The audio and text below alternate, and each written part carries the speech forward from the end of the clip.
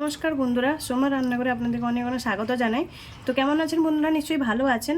তো আজকের আমার রেসিপিটা হলো ক্রিসপি স্ন্যাক্স। তো ভিডিওটা শুরু থেকে লাস্ট পর্যন্ত দেখবেন বন্ধুরা। আমি এখানে ময়দা নিয়েছি, ময়দাটা মেখে নিব। তো স্বাদ মতো নুনটা দিয়ে দিলাম আমি ময়দার মধ্যে। এখানে আমি রিফাইন অয়েল দিয়ে দিচ্ছি, কুকিং অয়েলটা একটু বেশি লাগবে ময়ামের জন্য। এখানে আমি 3 চামচ মতো কুকিং অয়েল দিয়েছি। এটাকে ভালো করে এভাবে মিক্স করে নেব। একদম অন্যরকমভাবে একটা স্ন্যাক্স করব আমি। এভাবে দলে দলে একটু ভালো করে ময়ামটা মিক্স করে নেব। দেখুন হাতের মধ্যে মুঠো হয়ে যাচ্ছে, মানে ময়ামটা খুব ভালো করেই হয়েছে। তো এবার আমি জল দিয়ে মেখে নিব। এখানে আমি নর্মাল জল নিয়েছি, তো ওই জলটা দিয়ে আমি মেখে নিব। অল্প জল দিয়ে এভাবে মেখে নিব।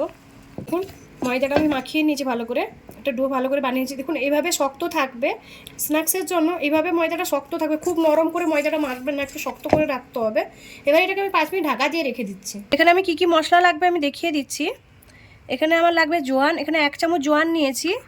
এখানে আমি 1.5 চামচ মতো তিল আছে। পানমুড়িও 1.5 চামচ মতো নিয়েছি আমি। এখানে আমার বাদাম লাগবে, চীনা বাদাম নিয়েছি। চীনা বাদামটা ভেজে নেব।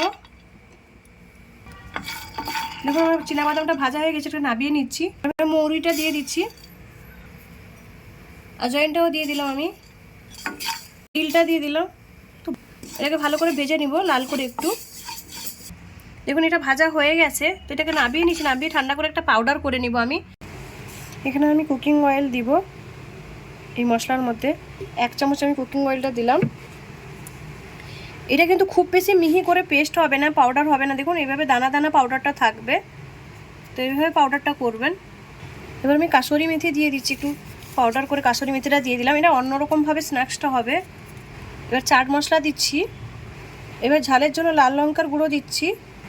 এখানে ধনে জিরের গুঁড়ো আছে, তো ধনে জিরের গুঁড়োটা আমি দিয়ে দিলাম। এটা ভাজা ধনে জিরের গুঁড়োটা এটা দিয়ে দিচ্ছি। এবার নুন দিয়ে দিচ্ছি অল্প করে মশলার মধ্যে। এবার মশলাগুলোকে ভালো করে মিক্স করে নেব। এবার ভালো করে মিক্স করে নেব। দেখুন মশলাগুলো ভালো করে মিক্স করে নিয়েছি আমি। ময়দাটা মেখে আমি 5 মিনিট ঢাকা দিয়ে রেখেছিলাম। দেখুন এটা আমি ডোটা বানিয়ে নিব। এখানে আমি বড় করে ডোটা বানাবো। এই যে এত বড় করে ডোটা বানাবো এখানে। এভাবে বড় বড় করে ডোটা আমি বানিয়ে নিয়েছি। দেখুন এবার একটু ময়দা দিয়ে আমি বেলে নিব। বড় সাইজের একটা রুটি বেলে নিব ময়দাটা দিয়ে।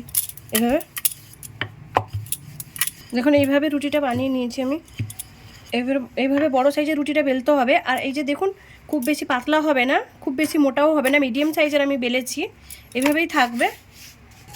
এই মশলাটার মধ্যে আমি স্বাদ মতো চিনি দিচ্ছি, খুবই অল্প করে চিনিটা দিয়ে ভালো করে মিক্স করে নিব। চিনিটা অপশনাল আছে, আপনারা না চাইলে নাও দিতে পারেন। এবার মশলাটা আমি এখানে দিয়ে দিব। এভাবে আমি দিয়ে দিব সাইডে। এভাবে দিয়ে দিব সবগুলো। মশলাটা আমি দিয়ে দিয়েছি, এটাকে আমি রাউন্ড করে নিব। এভাবে রাউন্ড করে নিব আমি হাতে, এইভাবে গুছিয়ে গুছিয়ে রাউন্ড করে নিব।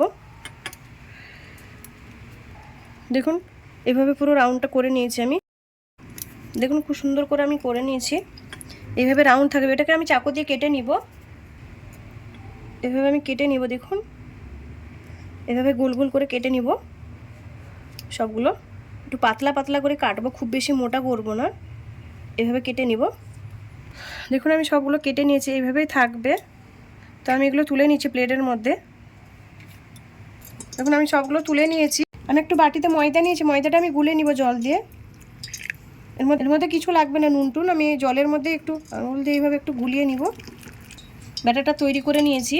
এবার এই যে সাইডে আমি লাগিয়ে নিব, 2 সাইডে, নাহলে মশলাটা বেরিয়ে যাবে। এইভাবে লাগিয়ে নিব। তেলটা আমি গরম করতে বসিয়ে দিয়েছিলাম, তেলের মধ্যে আমি দিয়ে দেবো এইভাবে।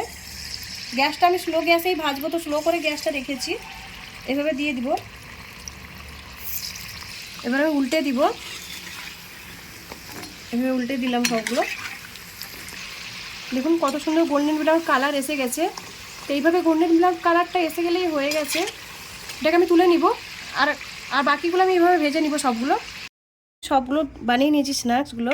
এই দেখুন কত ক্রিস্পি হয়েছে, এই যে দেখুন কত সুন্দর হয়েছে। আর বাড়িতে থাকা মশলা দিয়েই সব রেডি হয়ে গেছে। রেসিপিটা যদি ভালো লাগে লাইক করুন, শেয়ার করুন, সাবস্ক্রাইব করুন।